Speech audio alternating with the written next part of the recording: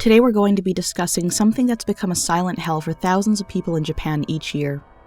Stalking in Japan has become a growing problem that unfortunately isn't helped much by the flawed laws put in place that barely offer the victims any protection. More and more victims of stalking in Japan end up murdered since they couldn't get the protection they needed in time, and with that being said, not everyone on this list survived.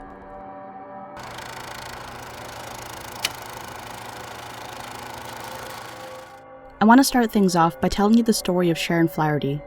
In the early 2000s, the 26-year-old from the UK landed a job with Japan's well-known JET language exchange teaching program that had her move to a small town known as SAAYA. Things were going well until about a year into her stay. Sharon returned home one night and noticed a letter was being dropped into her door's letterbox mere seconds after she closed the door.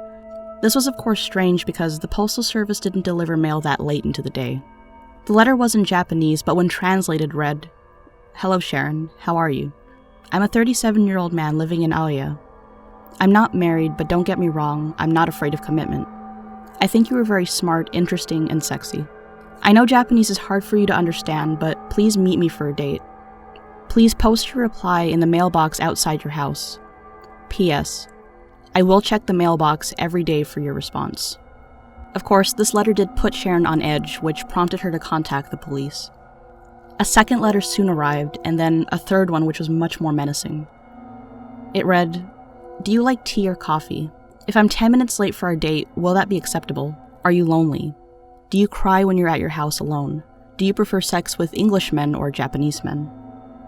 Following this letter, Sharon decided to stay with a fellow JET employee who lived some 20 miles away from SAAYA until things seemed to die down a few weeks later.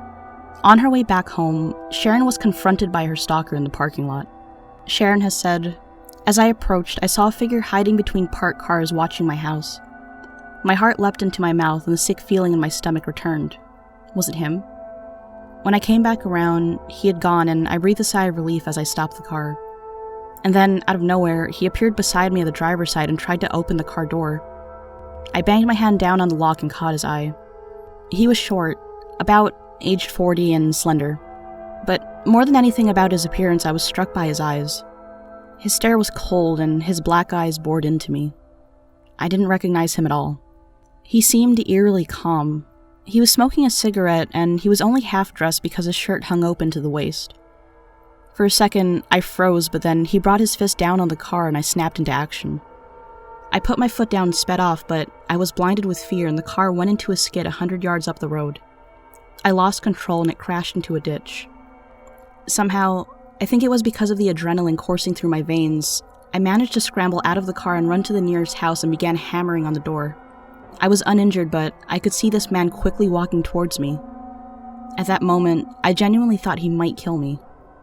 I cried out in absolute terror. Fortunately, some neighbors heard Sharon's screams and drove her to the headmaster's house, which she decided to move into for a few months. She offered the police a description of her stalker, but he was never identified or arrested. Sharon has since returned home to England.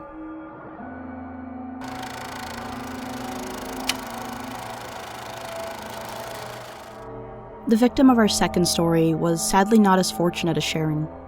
SAAYA Suzuki was an 18-year-old high school student and budding actress from Western Tokyo who was murdered in 2013 by her 21-year-old ex-boyfriend Charles Ikinaga. The two had met about 2 years earlier on Facebook and dated for about a year before SAAYA decided to break things off. Following the breakup, SAAYA received threatening emails from Ikinaga, who was also caught loitering outside the girl's home on a number of occasions. He would even show up at public places where SAAYA spent her free time. On October 8th of 2013, SAAYA and her family reported this to the police, who attempted to contact Ikinaga several times by calling his cell phone, but he didn't answer and no further actions were taken. Later that same day, SAAYA was ambushed in her home after Ikinaga managed to hide in her closet as he awaited her return that afternoon. She was stabbed in her neck and stomach and died shortly after. While on the run, Ikinaga decided to leak nude photos of his ex-lover online in one last attempt to shame her. According to his lawyers, Ikinaga was a victim of abuse himself at the hands of his mother's boyfriend. He's since stated that he's changed and needs to spend time reflecting on his actions.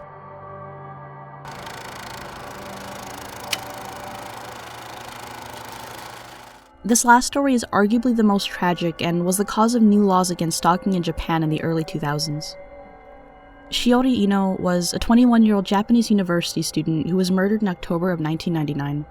Back in January of that year, Ino met 26-year-old Kazuhito Komatsu, and the two quickly started dating. Komatsu had lied about his identity, claiming to be a 23-year-old with ties to the real estate business when he actually ran a chain of massage parlors with his brother Takeshi. After a few dates, Komatsu became violent, often screaming at Ino for not accepting expensive gifts he presented to her. After the brief relationship ended, Komatsu began to stalk and harass Ino and her family. He had managed to call her home phone despite only being given her cell phone number, and even threatened to harm Ino's younger brother who was attending primary school at the time. The attacks continued despite attempts to get the authorities involved. The Saitama Police Department noted how the stalking was Ino's own fault for accepting expensive gifts from her ex-boyfriend. Still, Ino refused to get back together with Komatsu, and as a result, Komatsu and Takeshi eventually hired a hitman who was a former employee of the brothers' massage parlors. The hitman recruited two men to aid him in tormenting the family for the next few months until they finally carried out the murder. On the morning of October 26, 1999, Ino left for school on her bike. She was approached by one of the hitmen and stabbed to death in broad daylight. Following the girl's death, the police and media began to spread misinformation about the student, claiming that she was a prostitute who simply messed with the wrong people. The truth was kept away from the public until a journalist by the name of Kiyoshi Shimizu decided to investigate for himself. His work led to the eventual arrest of the hitman and a warrant being issued for Komatsu's arrest.